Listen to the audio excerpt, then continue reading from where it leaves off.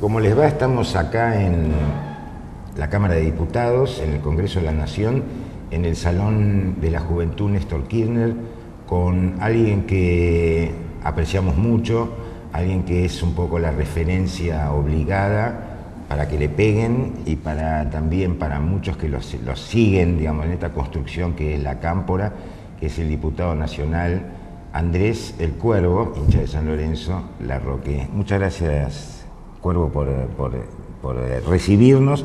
¿Alguien que te dice Andrés o todo el mundo te dice Cuervo? Cuervo. ¿Desde cuándo? Y de los 8 años más o menos, 8 o 9 años. ¿Siempre por el tema de San Lorenzo? San Lorenzo. ¿Y de dónde vino? ¿Familiar? Y bueno, mi familia es mitad de San Lorenzo y mitad de Huracán, por cuestiones de barrio, Boedo, Pompeya. Yo me crié en el Bajo Flores, que bueno, en la etapa de los 80 y los 90 obviamente creció mucho el tema del arraigo y la presencia de hinchas de San Lorenzo, y bueno, enseguida se dio el apodo y quedó. ¿A los 8 años te hiciste hincha de No, era de antes. No, era de antes, de nacer. Pero ahí en la primaria empezaron a decir Cuervo, y bueno, en la secundaria Cuervo y Cuervo. ¿Y tu militancia cuándo empieza, digamos, desde muy chico? No, y en primer año del secundario. ¿Hiciste en la zona? Ahí claro, hiciste en el Nacional Buenos Aires. Antes no militaba, pero me interesaba la política, siempre me interesó, digamos, porque toda mi familia un poco siempre le interesó la política, pero sí en primer año de secundaria empiezo a tener una militancia concreta, en principio en el marco de lo que era la periferia del centro de estudiantes. Yo en ese momento tenía 13 años, ¿no? Y ya hacia fin de año, sí, ya me metí, hacia fin de primer año ya fui inclusive candidato para algo, no me acuerdo, delegado o algo, bueno, y empezó, en el marco de eso del centro estudiante a crecer hasta que, bueno, yo allá ya finales, ya fui presidente del centro estudiante.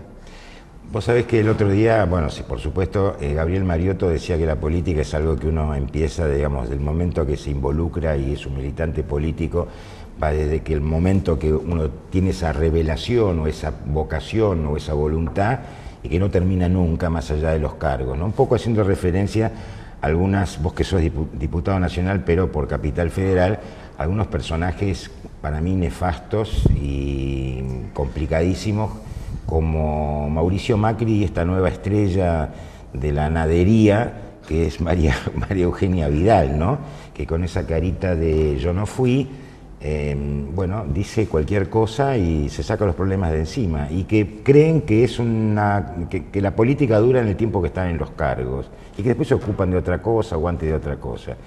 ¿Vos cómo pensás que es lo de la militancia política? No, por supuesto, es una elección, es una forma de vida, una elección de vida, y particularmente creo que el fenómeno del macrismo, ¿no?, como expresión de los grupos económicos, viene a la política a destruirla, ¿no?, a tratar de que la política vuelva al estadio de los 90, en la cual era una práctica absolutamente desprestigiada, puesta al servicio de los grupos económicos, porque los grupos económicos eran los que dominaban. Entonces, uno cuando ve que la expresión del macrismo permanente es generar caos, es no hacerse cargo de nada para generar caos, uno dice, ¿qué están buscando? Están buscando destruir el Estado y destruir la política. ¿Para qué?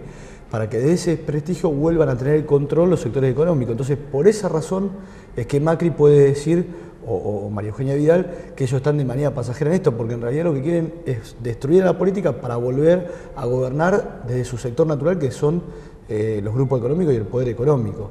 En nuestro caso es todo lo contrario, uno a la política la siente, la vive con pasión, es decir, uno permanentemente se emociona frente a cada epopeya cotidiana que significa esta gestión de gobierno y esta construcción política en la base territorial que es el peronismo, que es el kirchnerismo, como le queramos llamar. Cada uno tiene libertad, digamos, de definir su identidad. En el caso nuestro somos, por supuesto, peronistas.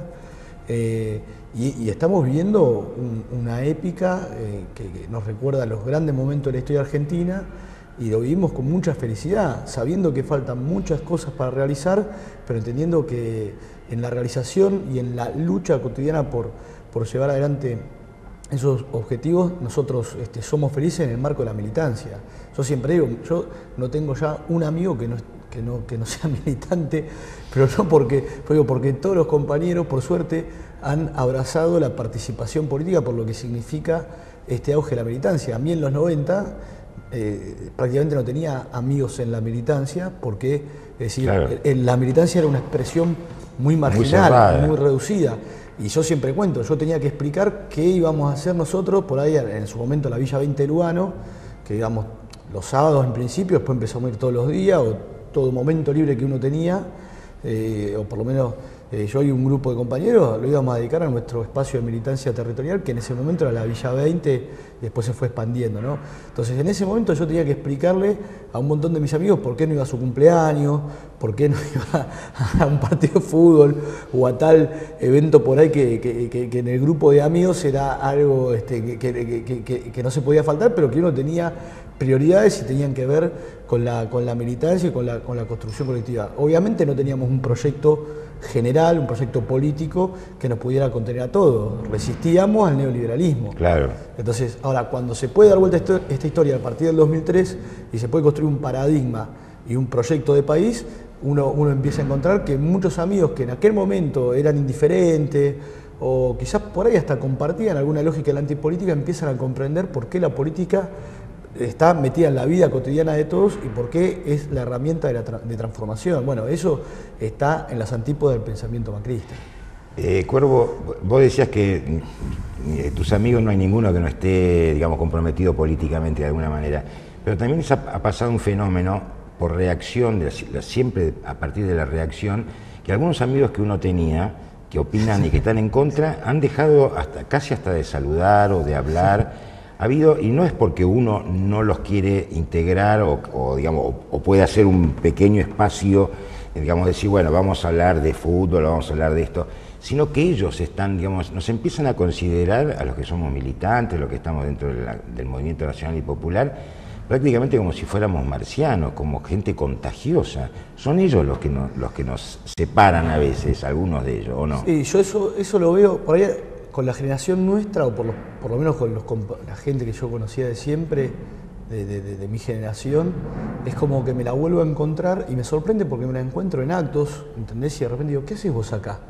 Y vos también, ¿no? Porque digo, no, bueno, al final, entonces me da la sensación que inclusive vienen y reconocen, decir, bueno, este loco tenía algo de razón, ¿no? Digamos, estos compañeros o estos que eran por ahí sapos de otro pozo en otra época, demostraron que tenían algo de razón. Y uno se reconforta en eso. Ahora, sí lo que me pasa es ver gente por ahí más grande, de otras generaciones, que sí, y lamentablemente inclusive compañeros que eran del campo popular o que por ahí hasta inclusive participaban de una militancia, te diría más de una tendencia de izquierda, que dan en la línea por ahí de los bonazos, de ciertos referentes que inclusive en algún momento se enmarcaban en una progresía, han potenciado, digamos, su enojo con este proyecto político, y creo que tiene que ver con una cosa muy egoísta y muy personal de decir, como que lo hizo Néstor, lo hizo Cristina, esto lo construyeron y no lo hicieron ellos, que por ahí habían luchado o se consideraban más luchadores en la etapa de los 70 y han profundizado un encono, digamos, y un enojo por izquierda, digamos, ¿no? Siempre por esa progresía también, ¿no? Como que no lo hicieron ellos, o como que siempre ellos tenían clara estrategia y como se vieron afuera de esto no tuvieron la humildad de incorporarse. Y después sí me pasa por ahí algunos pocos familiares que siempre fueron de un pensamiento conservador, que han radicalizado hacia la derecha, ¿no? Han exacerbado su gorilismo. Qué terrible, sí, algunos se han puesto de un gorilismo que uno no puede entender, ¿no? Eso ocurre, eso me pasa más con alguna parte de, muy poquitos igual de la familia, pero bueno, también hay otras gratas sorpresas en la familia, me ha pasado de familiares que quizás eran de insospechada filiación política y hoy se filan criminalistas. Más, voy a confesar algo, Mi vieja, si se puede decir, nunca tuvo fue siempre, no sé si antiperonista, pero ninguna simpatía con el peronismo. Y hoy es netamente kirchnerista y creo que hasta ha resignificado o reevaluado su valoración del peronismo a través de este proyecto político. Que es esencialmente una consecuencia y una continuidad histórica del peronismo, y como decía Perón, digamos, ninguna doctrina sin el tiempo no se va ayornando, no se va modificando, se muere, y creo que esto es realmente este momento que significa el kirchnerismo, donde todos los que somos peronistas verdaderamente estamos metidos, aquellos que venimos de los 70, digamos, sabiendo que por suerte alguien de nuestra generación y los que lo siguen estuvieron ayudándonos. Pero vamos a hacer un corte porque tengo a Carlos Rufo, el productor, haciéndome una seña que ya es un payaso. Ahora volvemos. El mosquito que transmite el dengue se cría en nuestras casas. Para reproducirse necesita agua clara y quieta. Por eso, tira las cosas que no usas. Da vuelta a los recipientes que puedan juntar agua. Lava los bebederos de tus animales. Cambia el agua de los floreros. Poda patios y jardines. Limpia bien baños y letrinas y destapa las canaletas. Sin mosquito, no hay dengue. 0800-222-1002. www.msal.gov.ar. Argentina, un país con buena gente. Presidencia de la Nación. Bueno, y ahí vive un fenómeno. Yo el otro día escribía en Tiempo Argentino que el cambio cultural más grande que se ha producido en la Argentina es este cambio del lavado de cerebro, en donde la gente ha valorizado, como decíamos, la política y el rol del Estado. Y esto ha permitido que miles y miles y cientos de miles de jóvenes estén militando y estén con esta épica, esta cosa de epopeya que se está viviendo en este momento. Y vos sos dirigente de la organización juvenil más grande y que tiene realmente un trabajo constante. ¿Cómo lees vos todo esto que está pasando y los golpes que se le pegan a la Cámpora y a otras agrupaciones juveniles también, ¿no? Bueno, nosotros lo vemos como una revolución, digamos, ¿no? Hay mucha discusión acerca de ese término, pero en términos culturales, en la concepción política, esto es una revolución muy profunda, porque el primer gran cambio, la primera gran ruptura, como decías vos, es poner, digamos, a la política sobre la economía y el mercado, que eso ya, para lo que habían sido las décadas anteriores en nuestro país y en América Latina, es una transformación impresionante. Y yo creo que enmarcado en eso, ¿no? y la valorización de la política tiene que ver con que la herramienta del Estado comienza a tener presencia y a cambiar la vida, ¿no? de nuestra sociedad, como lo hizo el peronismo de Perón y Evita, se encadena con otra gran definición de Néstor y de Cristina, que tiene que ver con que en el marco de la política, hacia adentro de la política, también había que hacer una transformación, que no solamente había que poner la política sobre la economía y sobre el mercado, sino que la política también tenía que replantearse un montón de fundamentos o de formatos de funcionamiento que venía trayendo. Y en ese marco me parece que lo que estamos viviendo hoy es el despliegue de un concepto que tiene que ver con que la organización popular, la organización colectiva, la militancia, bueno, cada uno le encontrará su denominación, pero esa construcción que tiene que ver con orgánicas y con estructuras no embarcadas en un jefe o en una lógica individual de la teoría del jefe por el jefe mismo que se saca la foto y no discute con nadie, sino esta construcción de orgánicas se está desplegando y está produciendo un fenómeno en el cual los pibes encuentran participación real, digamos. Pero hay una vieja discusión si participación es una palabra correcta, ¿no? Porque para mí no alcanza con la participación, tiene que ser organización, pero bueno, en un momento digamos, la derecha, por esa cuestión que tiene de inundar conceptualmente todo, instaló la idea de que lo bueno es la participación a seca, ¿no? Entonces nosotros lo que estamos viendo es un fenómeno de participación orgánica, digamos, un estadio superior. Los pibes se organizan, los pibes comprenden que tienen que discutir y que tienen que estructurarse para que sus objetivos políticos puedan realizarse, es decir, no alcanza solamente con declamar grandes ideas o el testimonialismo que podía existir en una etapa previa, sino que ahora, además de tener esas ideas transformadoras, cada uno le pondrá su nombre, hay que organizarse en función de esos objetivos. No alcanza con la idea, con el ideal, sino que hay que organizarse en función de eso. Y que la organización cuesta, tiene su trabajo, porque hay que amalgamar. Perdóname, pero vos sabés que, hablando de eso, perdóname que te interrumpa, pero Perón decía que organizar es adoctrinar. Claro. Bueno, y esto es una de las cosas que, digamos, que parece, ay, qué feo, adoctrinar, parece que uno estuviera dando una clase, pero no. Es vencer el individualismo, es vencer, o sea, organizar es difícil, cuesta, porque todos venimos, cada uno viene con primero con su impronta personal, después cada uno con su librito, ¿no? Cada maestro con su librito, y hay que juntar a todos los compañeros y un poco encontrar y trabajar en un método común, porque para que el colectivo pueda realizar, tenemos que ponernos de acuerdo acerca de cuál es el método o la forma de ejecución de la idea que compartimos, ¿no? Nosotros tenemos una unidad de concepción, pero la tenemos que trasladar a la unidad de acción, ¿no? Eso decía Perón en Conducción política. Entonces, libro de cabecera mío y seguramente sí, tuyo. Sí, por supuesto. Entonces, las formas de ejecución, bueno, son variadas, porque cada uno tiene su historia, cada uno tiene su proceder, cada uno tiene inclusive cada uno tiene sus días, porque eso también hay que También, claro. Cada compañero tiene su día, y en esto también me parece que hay que humanizar, ¿no? Hay que humanizar más y salir de por ahí de algunos formatos, ¿viste? Donde se sacralizaba al dirigente, y no, sí, el dirigente también mete la pata. Ahora, si el colectivo y la organización lo contiene, ese error puede ser que se minimice y digamos, se relativice en el marco de una construcción conjunta. O sea, yo creo que nosotros estamos viviendo hoy el despliegue de ese paradigma, ¿no? en el plano de la militancia. Y eso hace que los compañeros se sientan protagonistas.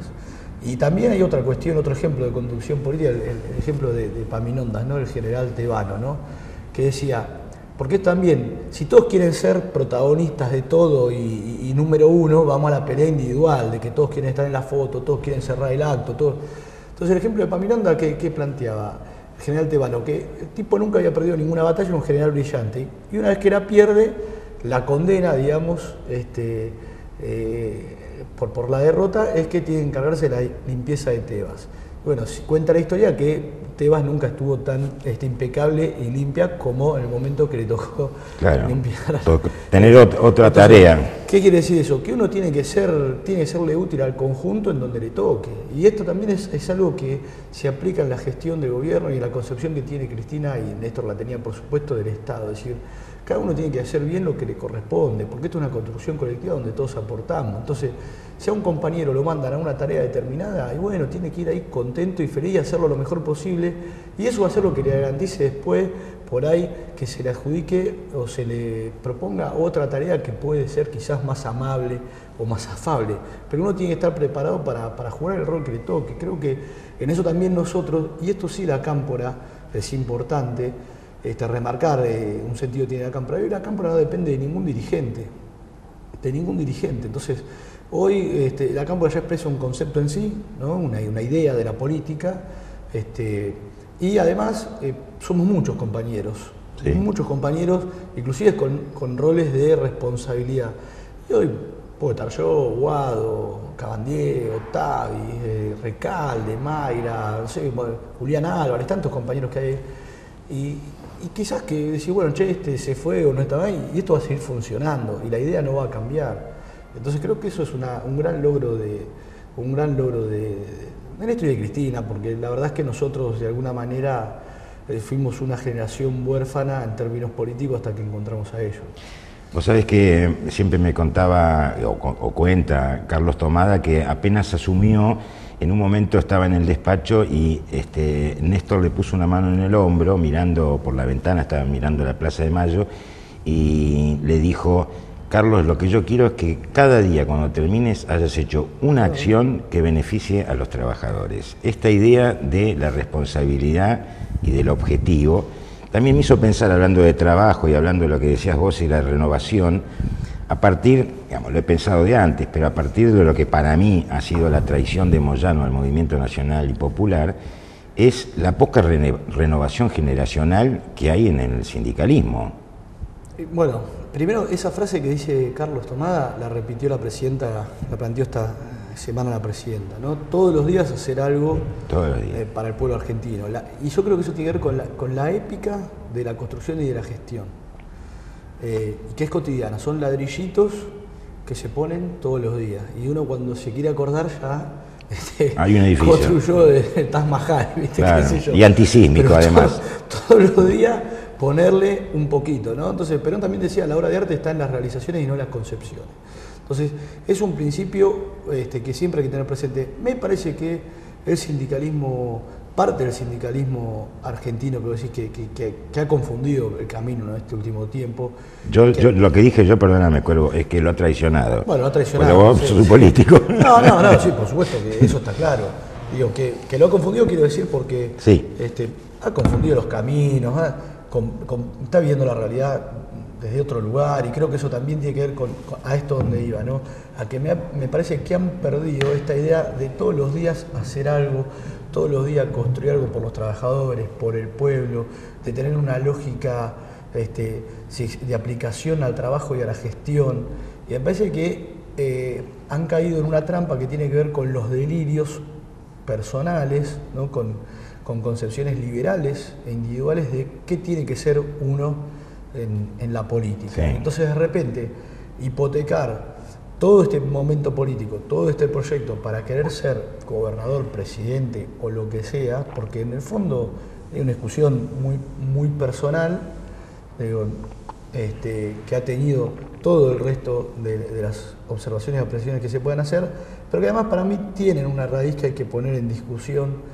Hay un problema que en algún momento va a haber que debatir, que tiene que ver con 50 o 60 años, ¿no? Digamos, después del 55, de cómo se desenvolvió el sindicalismo. Algunos dicen, bueno, hoy se vuelve a dividir la CGT, y la verdad que todos queremos una CGT unida, pero también no podemos negar que hubo divisiones a lo largo de estos últimos, desde el 55 para acá, permanentemente hubo, o podríamos fecharlo más en el momento de Frondizi, ¿no? Cuando se plantea la resistencia o la integración, digamos, la cooptación, y siempre ha habido una discusión en ese marco. Nosotros creo que hoy la tenemos que hacer con mucha madurez, no hay que caer ni en las posturas ultra, digamos, de plantear que el sindicalismo debe olvidar toda representación de los trabajadores, sus reclamos concretos, materiales, y abocarse netamente a una teoría revolucionaria y una politización absoluta, ¿no?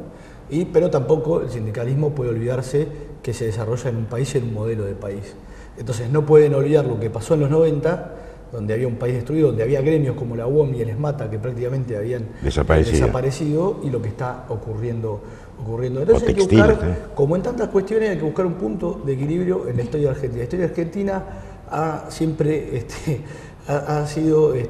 se ha ido bandeando, digamos, en extremos, y creo que en la etapa del 2003 a la fecha estamos buscando una racionalidad que no significa negar las peleas de fondo. Pues nosotros no decimos, ahora lo que nosotros decimos es que hay que mantener los ideales, pero también hay que gestionar todos los días, porque si uno declama mucho y discursea mucho, pero no tiene una gestión con la que pueda transformar la realidad, está equivocándose. Y si uno nada más tiene una lógica de la gestión aséptica, sin definiciones ideológicas, termina no gestionando y poniendo el Estado al servicio de los intereses económicos. Entonces, nosotros tenemos que buscar en eso un equilibrio racional.